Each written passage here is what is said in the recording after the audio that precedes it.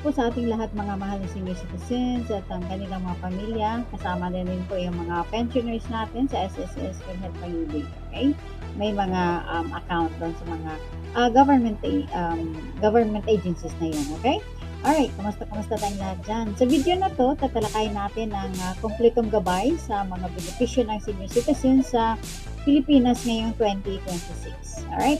Now, marami pa rin mga nakatatanda na ang hindi lubos na nakakaalam na lahat ng kanilang mga karapatan at benepisyo. Kaya, siguraduhin panoorin ang video hanggang sa dulo dahil baka may benepisyong maaari nyo nang ma-avail ngayon. Okay?